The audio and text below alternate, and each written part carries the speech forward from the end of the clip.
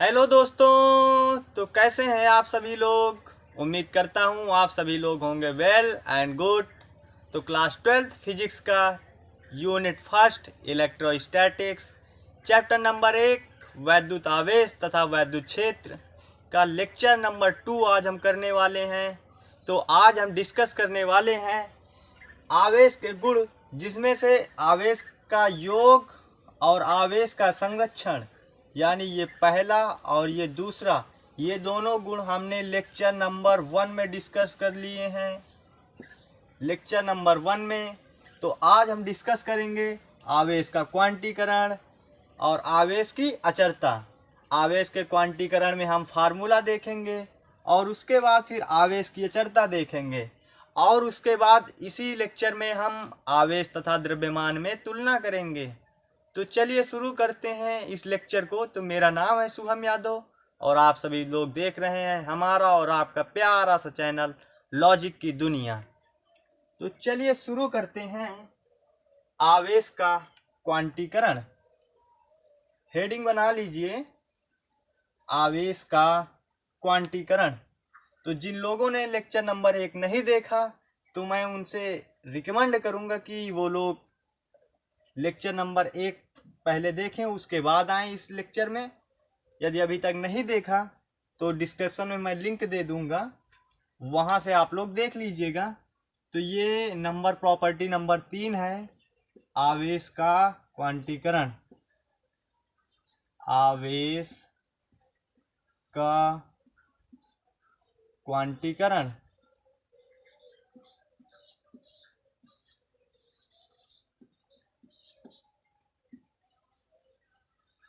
आवेश का क्वांटीकरण। तो अब इसमें क्या होता है कि भाई, जैसे हमें दूध लेने जाना है, दूध लेने जैसे दुकान में गए हम, तो दुकानदार से कहा भाई हमें दूध दे दो। तो हम ये भी तो बताएंगे हमें कितना दूध चाहिए। तो भाई हमें पैकेट में चाहिए दूध, तो वो 1 लीटर दे देगा हमें एक पैकेट। अगर आधा लीटर चाहिए तो आधा लीटर की पैकेट दे देगा। 250 ग्राम चाहिए तो 250 ml की पैकेट दे देगा। 100 ग्राम चाहिए तो 100 ग्राम की पैकेट तो वो देगा नहीं भाई। तो जो लीस्ट वैल्यू हमारी आई, सबसे छोटी वैल्यू कितनी आई मिल्क में, मिल्क शॉप पर सबसे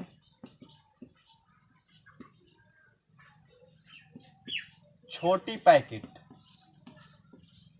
कितनी भाई दिया उसने, 250 ml की, 250 ml की दी। अब इसके साथ एक एग्जांपल और देखिए। हम दुकान गए टॉफ़ी लेने, टॉफ़ी लेने गए,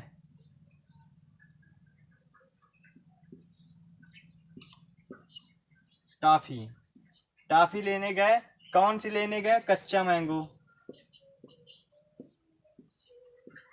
कच्चा मैंगो। ये कच्चा मैंगो कितने की मिलती है? 1 रुपए की 2 कच्चा मैंगो, 1 रुपए की 2 मिलती हैं। ठीक। तो अब हमको चाहिए टॉफ़ी। तो अब हमने कहा कि भैया हमको टॉफ़ी दे दो। कितने की दे दो? तो कहा भाई हमको 1 टॉफ़ी चाहिए। तो दुकानदार ने कहा भाई 1 टॉफ़ी तो मिलेगी नहीं, क्योंकि 1 टॉफ़ी की कीमत है 50 पैसे और 50 पैसे चलन में है नहीं, मतलब जो 50 पैसा है वो चलता नहीं। तो आपको कम से कम 2 टॉफ़ी लेनी पड़ेगी, कम से कम 2 टॉफ़ी लेनी पड़ेगी। तो फिर भाई कम से कम 2 टॉफ़ी, कम से कम 2 टॉफ़ी आपको लेना होगा, तभी आप 1 रुपए देंगे। तो भाई यही जस्ट कॉन्सेप्ट जिस प्रकार दूध में अप्लाई होता है, जिस प्रकार दूध में अप्लाई होता है कि भाई सबसे छोटी पैकेट आपको अरे यार सॉरी भाई सॉरी, ये 250 ml के जिस प्रकार छोटी से छोटी पैकेट मिलती है, उसी तरह ये कच्चा आम की ये 1 रुपए की 2 टॉफ़ी मिलती है। तो आपको कम से कम 2 टॉफ़ी लेनी होंगी। तो ठीक इसी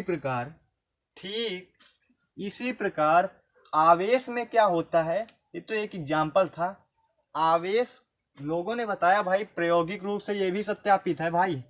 प्रायोगिक रूप से यह भी सत्यापित है, प्रायोगिक रूप से यह भी सत्यापित हो गया है कि आवेश का क्वांटीकरण होता है। तो आवेश, अब भाई इसकी जैसे आदान प्रदान में आवश्यकता होगी, तो आवेश का वितरण छोटे छोटे पैकेटों के रूप में होता है। आवेश का वितरण छोटे छोटे पैकेटों के रूप में होता है। तो और एक पैकेट किसके बराबर होता है भाई? अब पैकेटों में होगा वितरण, तो सबसे छोटा पैकेट कितना होगा? मूल इकाई आवेश के बराबर, मूल इकाई आवेश के बराबर। और इसका मान कितना होता है?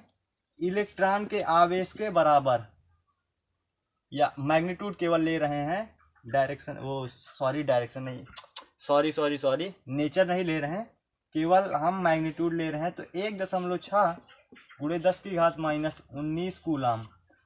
तो सबसे छोटा पैकेट कितना होगा? 1.6 गुणे 10⁻⁻19 कूलाम। तो अब हमको चाहिए बड़ा सा आवेश, क्यों आवेश। तो क्यों आवेश क्या होगा? इलेक्ट्रॉन, यानी ये इलेक्ट्रॉन पर आवेश या मूल इकाई आवेश गुणे n, या इसको प्लस माइनस इन कर लें, क्योंकि कल हमने पढ़ाया था इसके पहले लेक्चर में कि आवेश जो है वो दो प्रकार का होता है, एक धनावेश और एक ऋणावेश। ठीक है, तो अब देखो जो n क्या है, n एक पूर्णांक है, एक पूर्णांक है।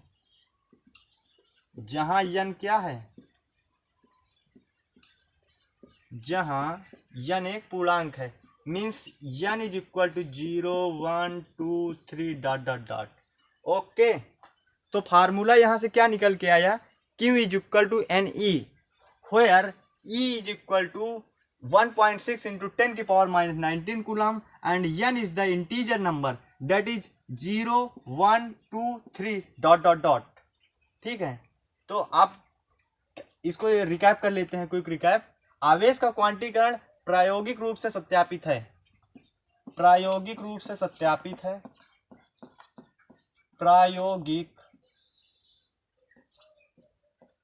मतलब ये हवा में नहीं बात हो रही, प्रायोगिक रूप से सत्यापित। इस बात को जहन में बिठा लीजिएगा कि जो आवेश का क्वांटीकरण है ये प्रायोगिक रूप से सत्यापित है। और आवेश का वितरण, या वितरण को क्या कहते हैं, या फिर कह दें आदान प्रदान। आवेश का वितरण या आवेश का आदान प्रदान छोटे छोटे पैकेटों के रूप में होता है, और वो पैकेट का मान कितना होता है? मूल इकाई आवेश के बराबर होता है। और मूल इकाई आवेश पर जो परिमाण होता है वो 1.6 गुणे 10⁻⁻19 कूलाम होता है। और फार्मूला फिर हमारे पास आता है Q is equal two plus minus NE, जहाँ पे n एक पूर्णांक होता है जिसका मान 0 1 2 3 डॉट डॉट डॉट यही होता है। और E क्या है? 1.6 गुणे 10⁻⁻19 कूलाम। तो इसको आप स्क्रीनशॉट ले लीजिए या फिर पॉज करके लिख लीजिए। मैं इरेज कर रहा हूँ, 3 2 1। ओके, इरेज कर रहा हूँ। अब हमने 3 गुण देख लिए आवेश के, जिसमें पहले 2 पिछले लेक्चर में देखे थे और तीसरा हम देख चुके हैं। अब हम बात करने जा रहे हैं चौथे गुण की, जो कि है आवेश की अचरता। क्या है? आवेश की अचरता। हेडिंग बना लीजिए, आवेश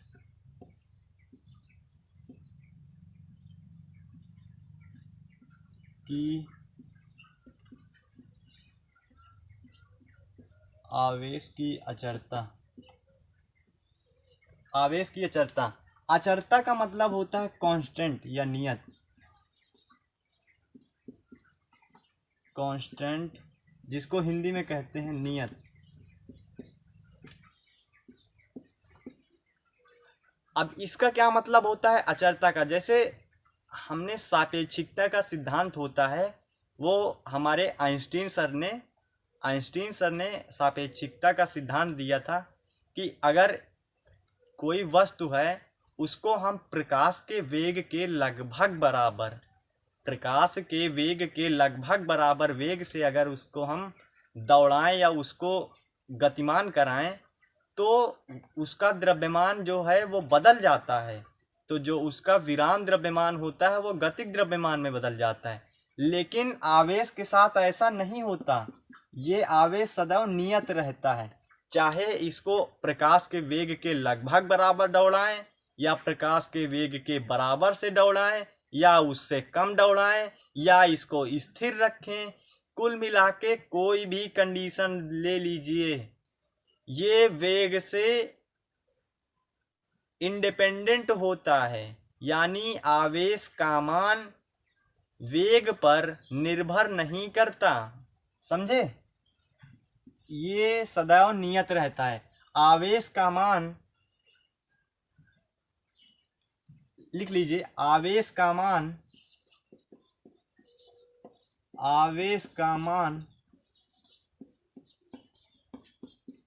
सदैव नियत रहता है।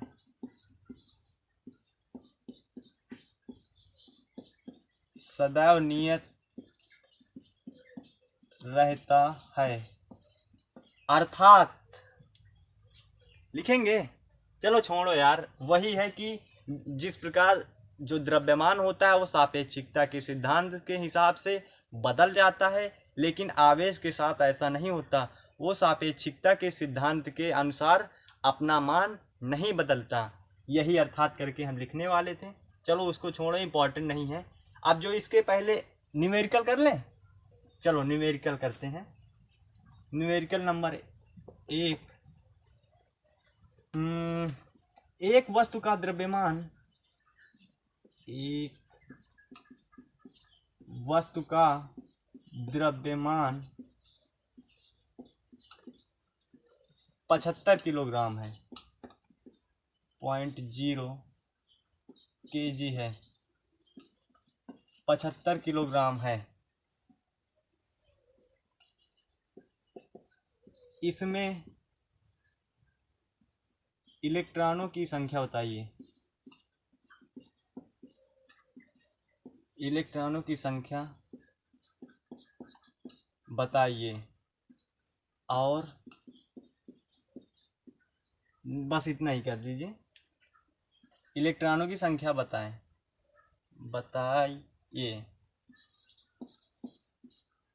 ट्राई कर लीजिए अपने आप। एक वस्तु का द्रव्यमान 75 किलोग्राम है, इसमें उपस्थित इलेक्ट्रॉनों की संख्या बताइए। इसको 5 करके जल्दी से कीजिए और आंसर बताइए। आंसर क्या होगा? हाँ,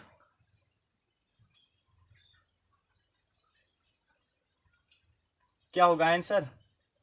और अच्छा, इसमें एक चीज, पहली चीज ये है, दूसरी चीज कुल आवेश भी,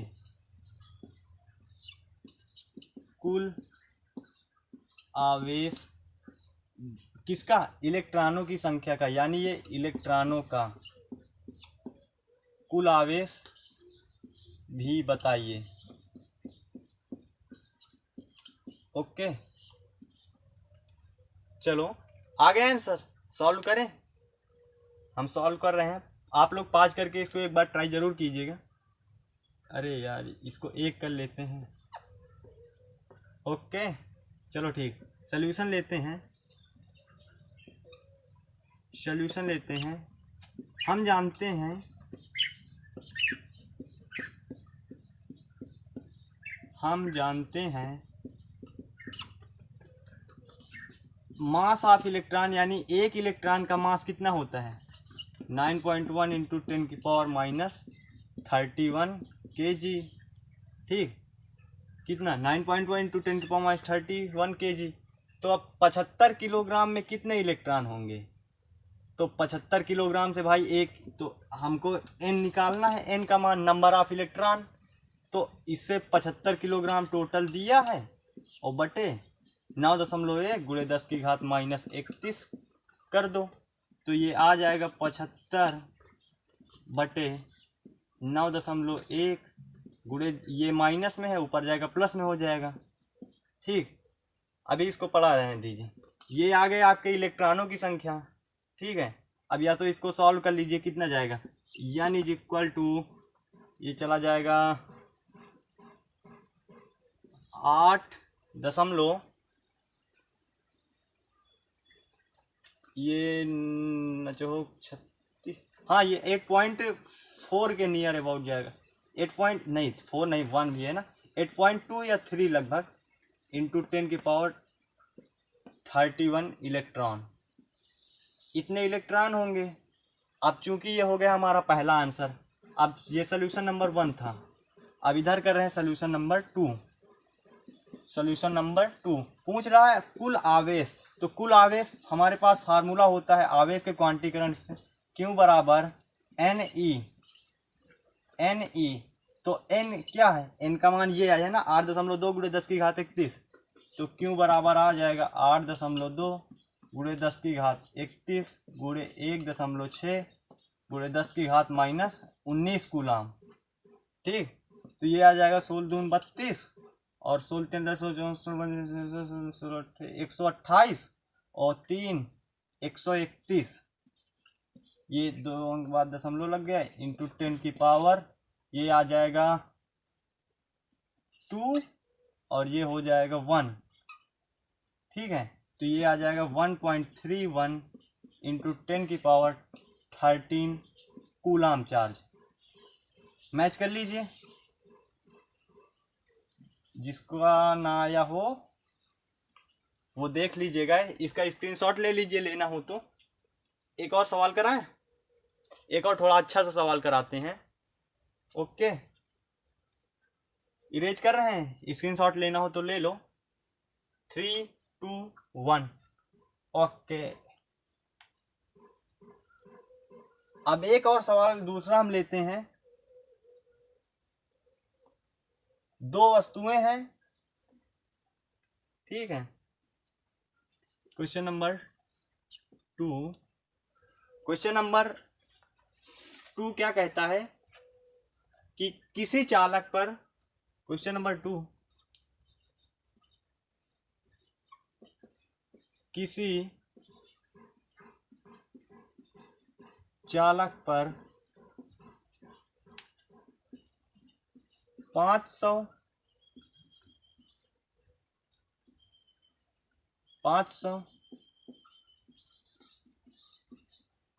इलेक्ट्रॉनों की अधिकता है, इलेक्ट्रॉनों की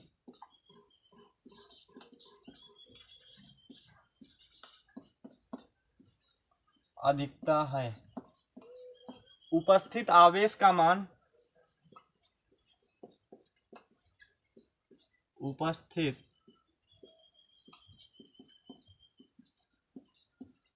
आवेश और प्रकृति बताइए। क्वेश्चन समझ में आया? क्या कहता है, किसी चालक पर 500 इलेक्ट्रॉनों की अधिकता है तो उस चालक पर उपस्थित आवेश तथा प्रकृति बताइए। इसको आप लोग एक बार ट्राई कर लीजिए और 5 करके ट्राई जरूर कीजिएगा। हम इसका सलूशन कर रहे हैं और फिर ना आए तो देखिएगा। ओके, सलूशन कर रहे हैं। क्या कह रहा है, 500 इलेक्ट्रॉन मतलब n इज इक्वल टू 500। अब क्या कह रहा है, उपस्थित आवेश Q is equal to Ne लगा दो, तो ये हो जाएगा n का मतलब 500 गुणे E का मतलब 1.6 इंटू 10 की पावर -19, ये आ जाएगा 80, ये इंटू 10 की पावर -19, ये आ जाएगा Q इज इक्वल टू 8 गुणे 10 की घात -17 कूलाम। अब चूंकि कह रहा है 500 इलेक्ट्रॉनों की अधिकता है, तो ये इसकी प्रकृति कैसी होगी, जल्दी बताओ भाई। इलेक्ट्रॉनों की अधिकता मतलब लफड़ा है। लफड़ा कब होता है, जब कोई दूसरा आ जाता है तो बात आती है अधिकता मतलब लफड़ा मतलब निगेटिव मतलब ऋणावेश। हमने लेक्चर 1 में समझाया था कि नहीं समझाया था भाई? अगर नहीं देखा तो देखिए भाई, डिस्क्रिप्शन में लिंक है ऋणावेश। तो अब इसको चिन्ह के साथ इसका मान कितना हो जाएगा, तो ये इसका आंसर लिखिएगा -8 गुणे 10 की घात -17 कूलाम। ओके, ठीक है, स्क्रीनशॉट ले लीजिए जिसका ना आया हो। ये एक बार और समझा दे रहे हैं। किसी चालक पर 500 इलेक्ट्रॉनों की अधिकता थी तो n बराबर 500 था। हम फार्मूला जानते हैं आवेश के क्वांटीकरण से, Q बराबर NE। तो हमने n का मान 500 रखा, E का मान 1.6 गुणे 10 की घात -19 सभी जानते हैं। इसका मल्टीप्लाई करा दिया, ये आया 1685 और ये 2 जीरो हमने उतार दिए, एक अंक बाद दशमलव लगाया, गुणे 10 की घात -19 लिखा। फिर उसके बाद हमने इस दशमलव को यहाँ से यहाँ शिफ्ट किया तो ये 2 यहाँ पे कम हो गए, तो ये आ गया 8 गुणे 10 की घात -17 कूलाम। तो अब पूछ रहा था प्रकृति बताओ, तो प्रकृति हो गई ऋणावेशित, मीन्स ऋणावेश है इस पर। तो आंसर इसका कुल होगा ये भाई, ये माइनस चिन्ह हमने यही प्रकृति दर्शा रहा है। तो हमारा ये फाइनली उत्तर आ गया। एक और क्वेश्चन देखते हैं,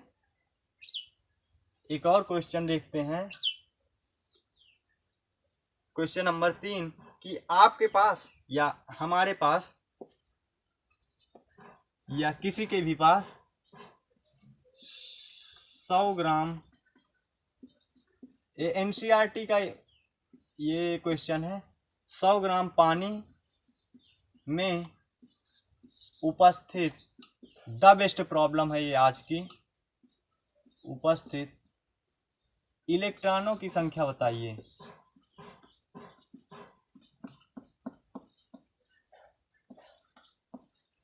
इलेक्ट्रॉनों की संख्या बताइए। क्या कह रहा है क्वेश्चन? 100 ग्राम पानी में उपस्थित इलेक्ट्रॉनों की संख्या बताइए। 100 ग्राम पानी में उपस्थित इलेक्ट्रॉनों की संख्या बताइए। ठीक है, इसको आप स्क्रीनशॉट ले लीजिए या फिर पाज करके इसको सॉल्व कीजिएगा। हम सॉल्व कर रहे हैं, सॉल्यूशन लेते हैं। अब इसमें सबसे पहली चीज़ हमें निकालनी होगी कि 100 ग्राम पानी में उपस्थित परमाणुओं की संख्या कितनी होगी। इसको आप समझते रहिए साथ साथ। अब देखिए, सबसे पहले हम निकालेंगे परमाणुओं की संख्या। निकालने के लिए सबसे पहले मोलों की संख्या निकालनी होगी। तो 100 ग्राम पानी में उपस्थित मोलों की संख्या, उपस्थित मोलों की संख्या या मोल बराबर, मोलों की संख्या का फार्मूला क्या होता है? Given mass divided by molecular mass. Means ये मात्रा कितनी है, फार्मूला लिख लेते हैं यहाँ पे। मोल बराबर होता है मात्रा बटे अणुभार, और पानी का अणुभार कितना होता है? पानी का अणुभार होता है 18। तो ये हो जाएगा, मात्रा दी है 100 ग्राम बटे अणुभार होता है 18। अभी इसको सॉल्व मत कीजिए, पड़ा रहने दीजिए। अब आगे क्या, दूसरा क्या स्टेप है? ये स्टेप नंबर ए हो गया। स्टेप नंबर बी हमें क्या करना है? परमाणुओं की संख्या 100/8 मोल में, 100/18 है, सॉरी, मोल में परमाणुओं की संख्या, परमाणुओं की संख्या बराबर होता है, परमाणुओं की संख्या बराबर क्या हो जाएगा? मोलों की संख्या गुणे अवागाद्रो संख्या। तो हो जाएगा 100/18 गुणे अवागाद्रो संख्या। ये थोड़ा लेंदी प्रॉब्लम है, अवागाद्रो संख्या, इसीलिए हमने कहा था ये आज का द बेस्ट प्रॉब्लम है। इसको अवार्ड भी दे देते हैं, the best problem of the day.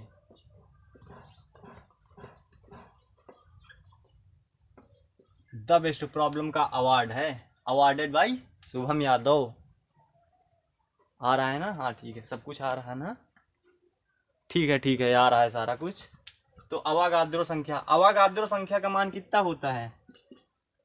ये हो जाएगा 100/18 गुणे 6.02 इंटू 10⁻23, यानी 6.02 गुणे 10⁻23। ये होता है अवागाद्रो संख्या। जिसको याद है ठीक है, जिसको याद नहीं है ये रट ले, बहुत ही महत्वपूर्ण है। अच्छा 12 में पहुंच गया, अगर ये नहीं आता तो बहुत गंदी बात है। ठीक है, अब इतने परमाणु हो गए। अब यहाँ पे निकालो, ये हो गया बी नंबर। अब ये नंबर निकालेंगे हम सी, इसका सोल्यूशन तीसरा पार्ट मतलब तीसरा step number 1, step number 2, step number 3। इसमें हम निकालेंगे एक, देखो एक परमाणु में, यहाँ पे हम लिखेंगे पानी के एक परमाणु में, पानी के एक परमाणु में कितने परमाणुओं में? एक परमाणु में इलेक्ट्रॉनों की संख्या, एक परमाणु में इलेक्ट्रॉनों की संख्या कितनी होती है?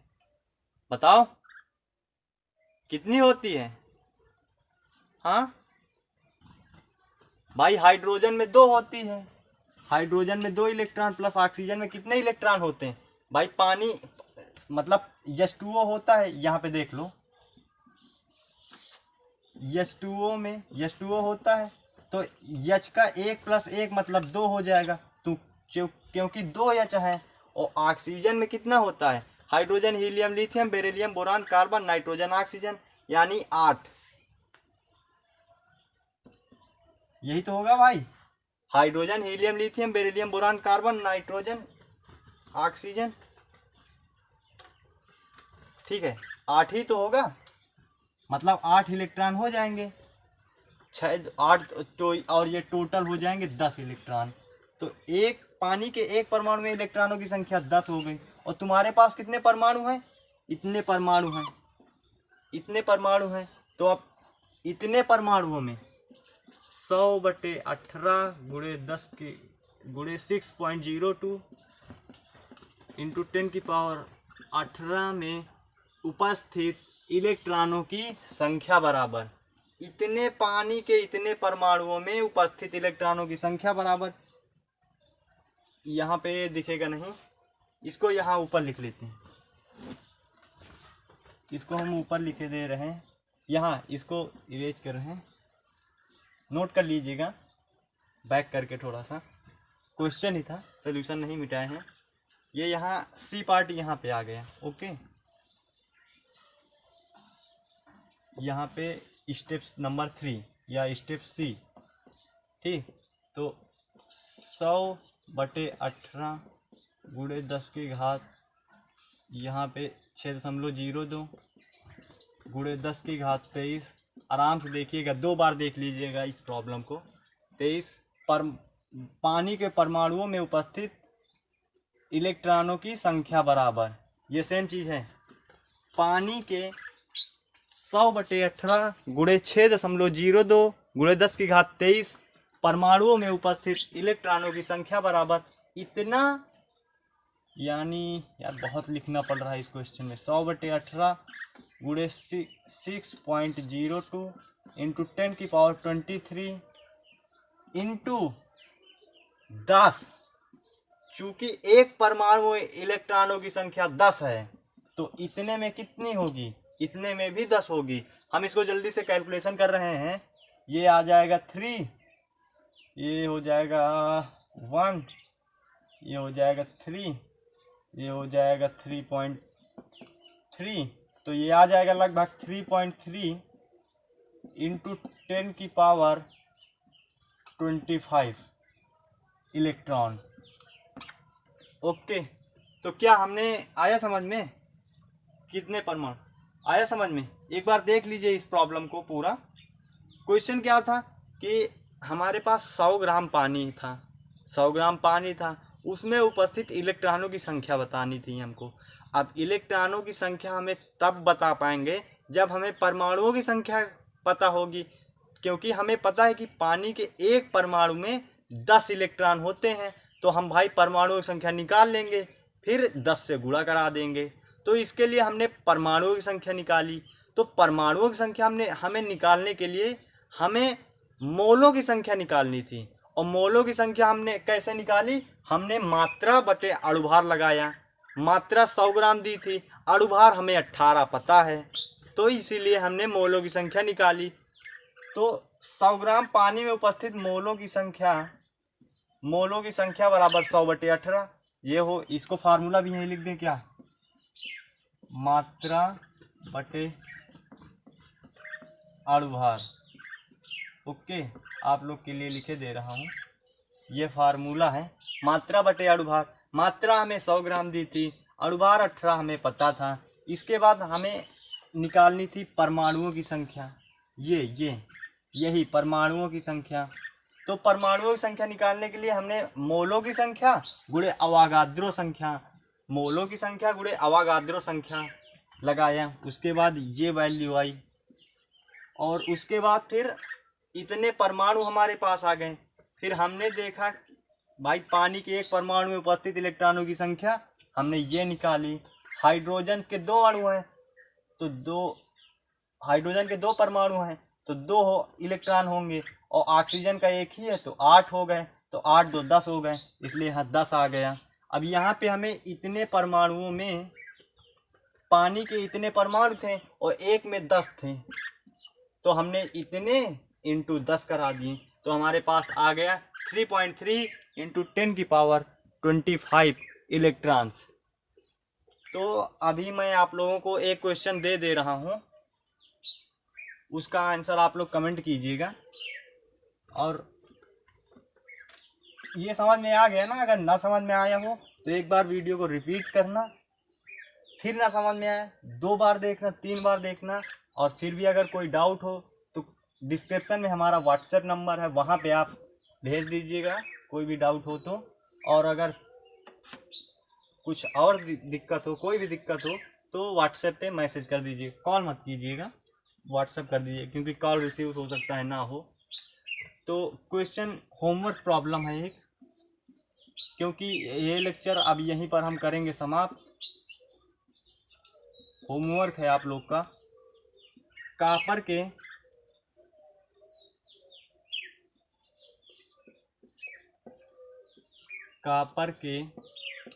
50 ग्राम तार में उपस्थित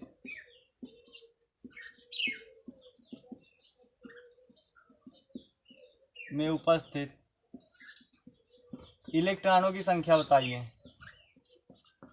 आंसर इसका कमेंट कीजिएगा। इलेक्ट्रॉनों की संख्या बताइए। कॉपर के 50 ग्राम तार में उपस्थित इलेक्ट्रॉनों की संख्या बताइए। तो इसका स्क्रीनशॉट ले लीजिए आप सभी लोग, और इसको ट्राई ज़रूर कीजिएगा। अगर ना हो तो हम अगले नेक्स्ट लेक्चर में, लेक्चर नंबर 3 में इसको हम ले लेंगे। तो फिर चलिए इस लेक्चर को करते हैं यहीं पर समाप्त। Thanks for watching this video. Okay, bye.